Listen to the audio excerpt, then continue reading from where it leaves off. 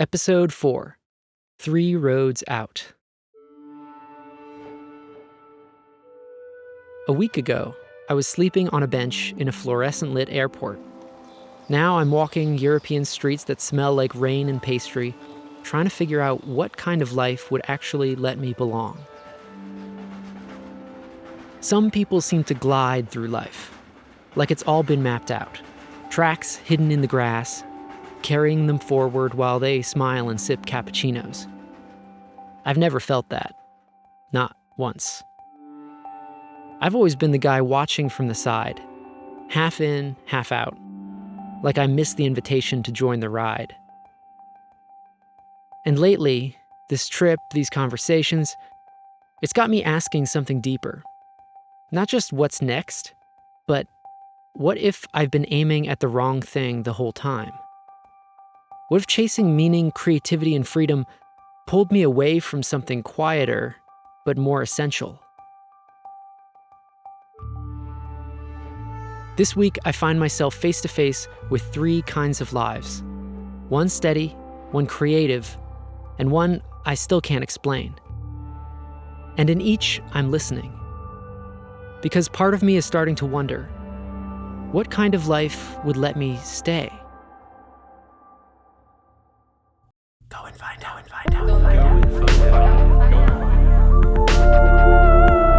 Welcome to Go and Find Out. I'm Jonny Wright. This is a story of losing yourself in the world. I left my home, my job, and the USA in order to learn the old-fashioned way, with first-hand experience. Some people go on a journey to find themselves. I went on a journey to lose myself, and instead find the world. In these episodes, I ask big questions about life. Not from an armchair, but from roadsides and mountaintops, from temple halls and dance halls. Join me as I hitchhike across the world, embrace the unexpected, and let go one step at a time. If you've ever thought about living a life outside the box, keep listening. Because this isn't just my story. It's about what happens when you start to wonder what your story could be. You don't need to hitchhike around the world. I'm here to empower you to live with more courage, more curiosity, and more adventure, right here, right now. Let's go and find out.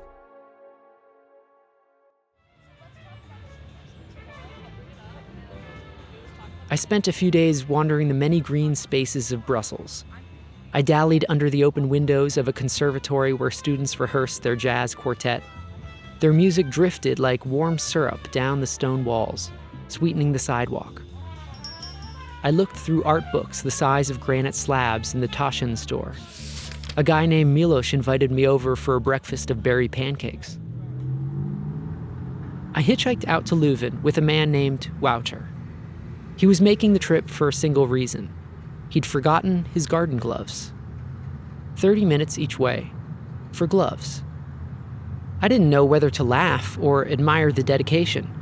The guy must really like to keep his hands clean. Or maybe he just needed an excuse to get out of the house. We didn't go there. Leuven appeared at first like a quaint medieval postcard. Worn brick, grassy paths, an old Beginhof where religious laywomen once farmed carrots and lived 8 to a room. It smelled like wet stone and ancient routines. Eventually, I made my way to Wijkmal, a village outside the city. My host, Robbie, was waiting. Robbie has one of those Sunny Lane lives. Kels, his partner, greets me at the door, invites me in, tells me Robbie's out for a minute, but he'll be right back. When he arrives, he's all easy charm. Soft features, unruly blonde hair, open face. He's a software engineer. Like if a golden retriever knew how to code. He lives with Kels and a few friends. They're house hunting. They go to festivals in the summer where you wear biodegradable glitter and talk about Molly like she's an old friend. They're really nice. Robbie's the kind of guy you suspect owns multiple hammocks and has never once cried in a grocery store parking lot. And part of me envies him. It looks like the kind of life people write blogs about.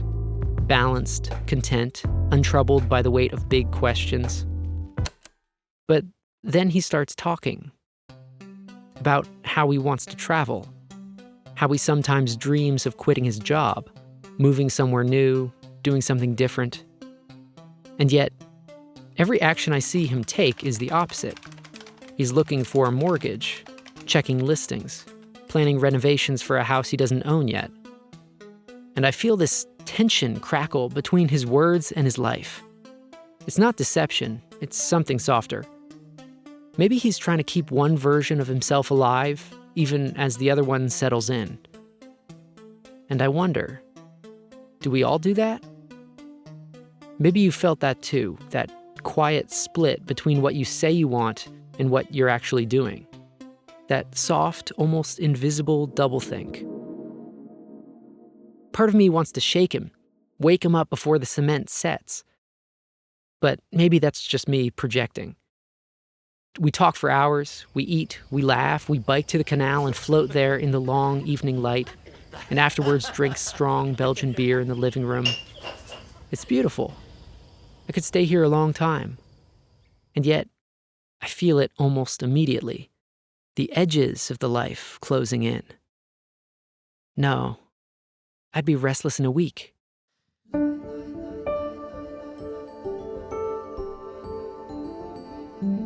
Maybe I've just forgotten how to be still. You know the feeling, caught in movement, not because you're going somewhere, but because stopping feels harder than continuing.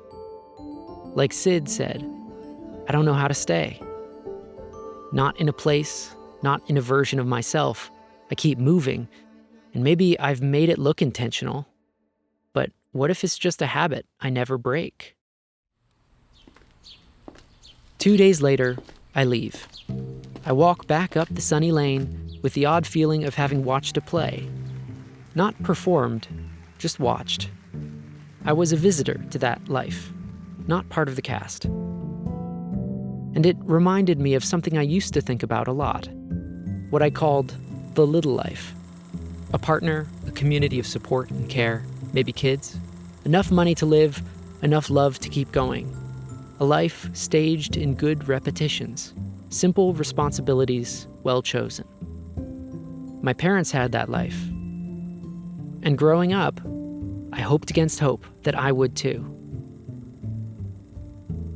At the same time, there was something else inside me pulling me another direction. I wanted the artist's life, a total surrender to the act of making cool stuff.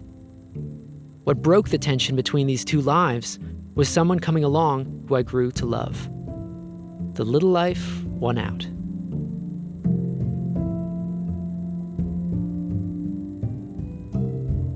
I bought the ring. I applied for jobs. I'd be working for money. I tried to want only what I was supposed to want. And then, just when it was coming into view, like a film reel torn from the projector, it all slipped loose. A breakup, a lockdown, and that ring went into a box inside another box in the back of the closet. And just like that, the little life disappeared. A finger of sadness taps at the center of my chest as I walk. I'm seeing Robbie in his Garden of Eden, where I've been cast out. But when I look deeper, past that sadness, I see that it's not the life for me. Not now, anyways. I wanted to believe he'd found something I couldn't. I wanted to envy him, full stop. But I don't. Not really. Instead, I feel this strange heat building under the skin. A kind of restless irritation I can't explain. Like I've been waiting all day for a sign, and the universe sent me a shrug. I was hoping Robbie would answer something for me. Isn't that part of why we look at other people's lives? Hoping theirs will clarify our own? Instead, I leave with more questions. So I walk toward the next place, the next possibility. We'll be back right after this.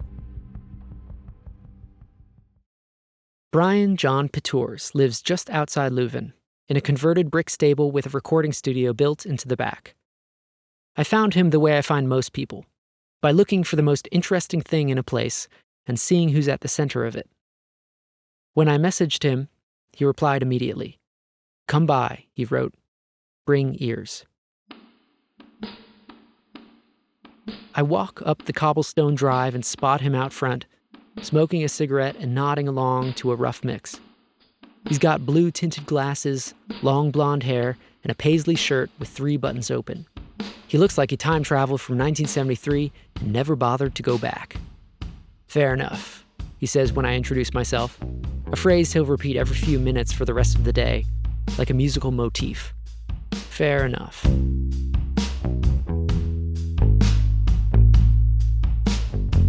Brian's life, at first glance, is exactly the kind of life I used to dream of. He's built his own world. No boss, a creative rhythm, a studio full of gear and collaborators. He splits his time between Belgium and Turkey. He's loose, generous, funny. There's a steady stream of visitors, a full fridge, music playing somewhere in the house at all hours. It looks like freedom. But as the hours pass, I started to feel something else. A repetition, a pattern, a dull ache in my brain. Brian talks about expansion, about someday starting a label, setting up tours. But everything he describes sounds like more of what he already has. The same rhythms extended forward. No real shift, just scale. It hits me in the studio. We're in the control room, listening to 2 musicians tracking in the booth. Tight groove, improvisational sparks. Brian sits on the windowsill, leaning out, cigarette smoldering in one hand. His other hand taps the frame in time with the beat. I watch the smoke curl and vanish. He lights another. Outside, a storm is gathering. You can feel it in the stillness, the pressure in the air. Inside, we loop the same section of music again and again. I think about what I'm seeing. It isn't resignation, but it might be a kind of comfort. A life that's fully shaped, starting to calcify around the edges. Brian's not stuck, but I wonder if he's still changing, still being shaped, or just repeating. How would I even know if I were stuck? What's the difference between rhythm and a rut? I know something about that. After everything fell apart, the engagement, the relationship, the whole imagined future, I turned to the only life I still believed in, the artist's life. I poured myself into music, woke up every day with one goal: create something. I would sit on the empty floor of my room and strum a guitar until my hands were sore, searching for that perfect set of chords. Keep the spark going. Let that be enough. And it was, until it wasn't. I chased that rhythm like it was salvation. Because if I could just stay creative, stay lit up, then the loss wouldn't swallow me. I could prove that I'd chosen something better. But the truth is, I wasn't chasing a life. I was chasing relief. And the freedom I thought I'd found felt more and more like an echo chamber. Well, we both know what happened next.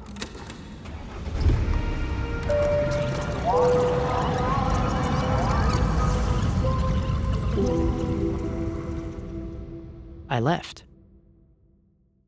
Maybe I still haven't found the shape of my real life. For all my talk of motion, of freedom, of possibility, what am I building? What am I returning to? I've structured my life to stay open, to remain undefined. But at what point does openness become its own kind of trap? Is a door that's always open still a door?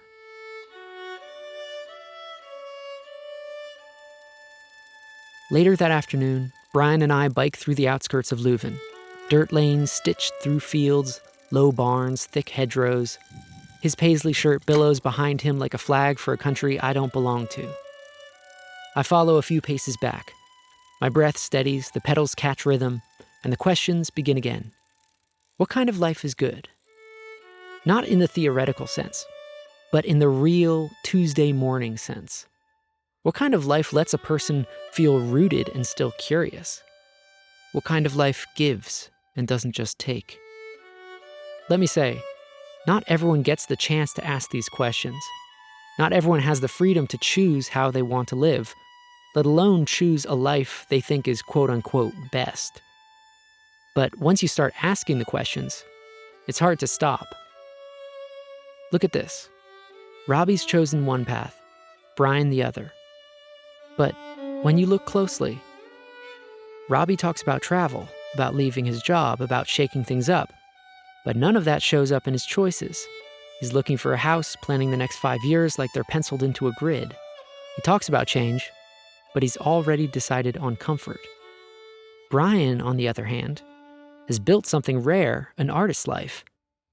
But I get the sense that he might ride it a little too well, that he's built a rhythm so tight he'll forget to grow beyond it. If these are the two obvious paths, structure or freedom, what else is out there? And is there anyone who's lived it? I've rejected both of their lives, intentionally. But that doesn't mean I've found my own. That's the danger of these ideals. If you're not living them, you start to feel like you've wandered off the map. Now I'm out here, riding a borrowed bike in Belgium, wondering what's actually left. We coast back to Brian's, and I end up staying longer than I meant to, drifting through the kind of twilight where nothing feels anchored anymore. There's talk of a hilltop, a half-abandoned abbey on the edge of town. Brian's friend Britta arrives, soft-spoken and skeptical, and suddenly we're pulling on jackets and stepping into the dark. We move through the quiet streets like people with somewhere to be. But I don't know where I'm going. I'm tired, but I keep walking. I stay close, not from belonging, but from a deeper not knowing. I don't feel inside their world, but I don't feel apart from it either. I'm just still out here. Halfway up the hill, we find the gate. Iron, rust-streaked, locked tight.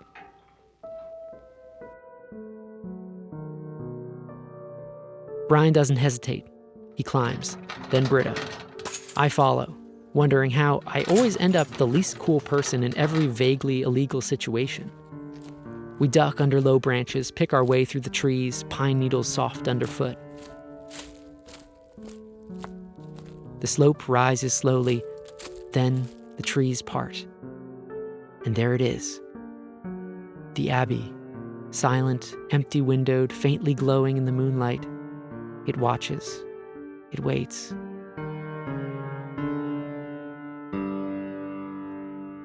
We step into the meadow. Another fence, this one barbed wire, surrounds the Abbey and blocks the clearest view of the city. Brian and Britta are annoyed. Honestly, I prefer a view with a bit of obstruction. It feels more realistic. We stand a while. The barbed wire catches the moonlight like scribbled silver. Below us, Leuven lies quiet, clustered in warm electric glow. Above us, just wind. And then the thought comes, what am I doing?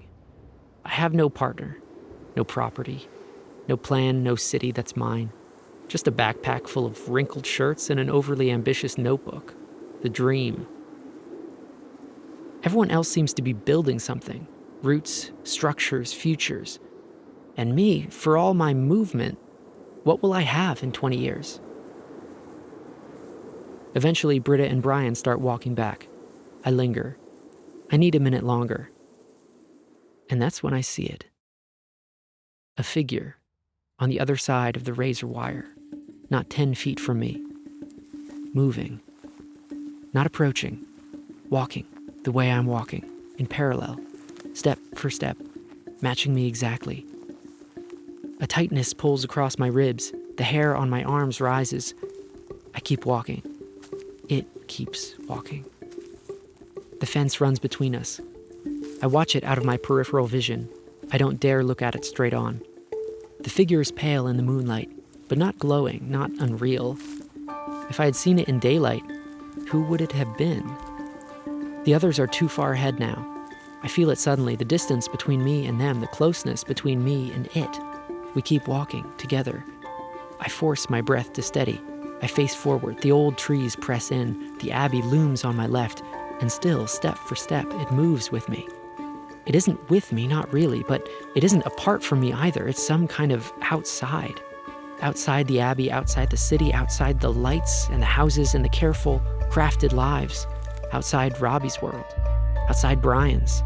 Outside everything I've spent the last days trying to compare, trying to choose between. And maybe, so am I. The gravel shifts under its feet exactly when it shifts under mine. For one sick heartbeat, I can't tell whose step is whose. The thought hits me, sudden and sharp, right as the fear does. I run.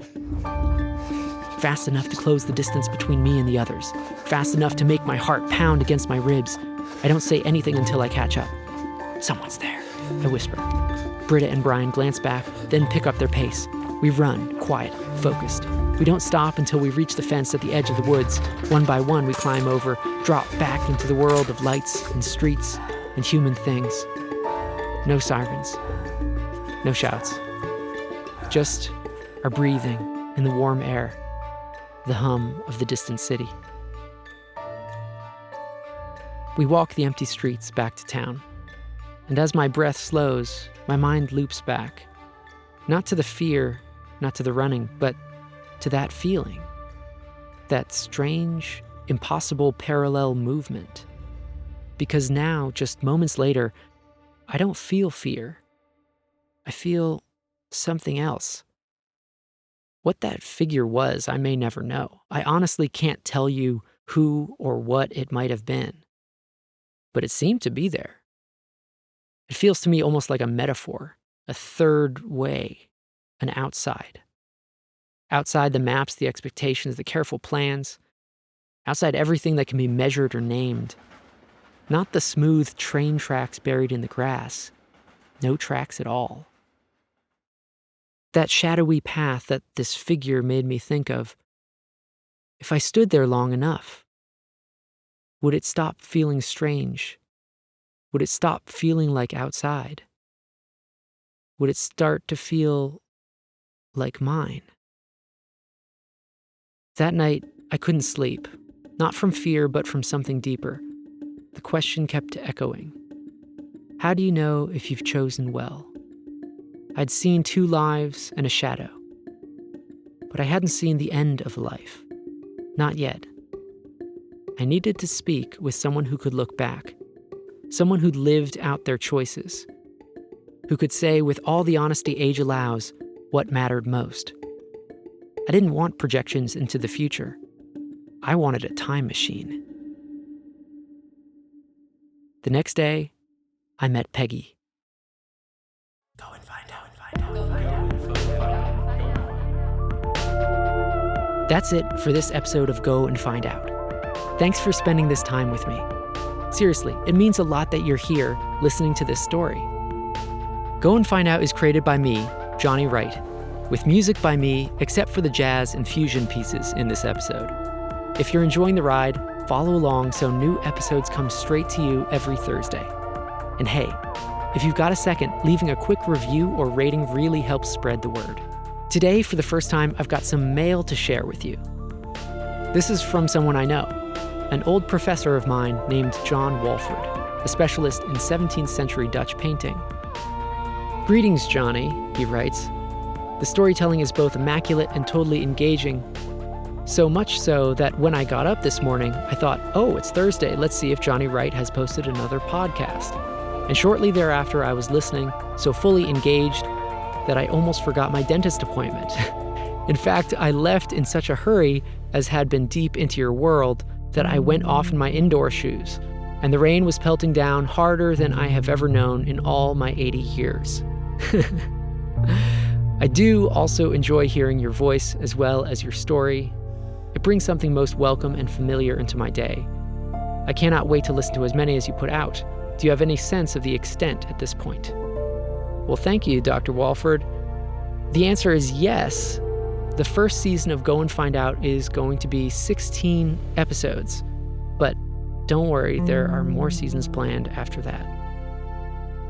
I'd love to hear from you. Thoughts, stories, weird travel tips, whatever's on your mind. Drop me a line at goandfindoutpod@gmail.com, and I'll do my best to write you back. And more than anything, I hope this episode sparked something, however small. A question, a dream, a reminder that your life is still unfolding. All right, that's all I got. See you next time.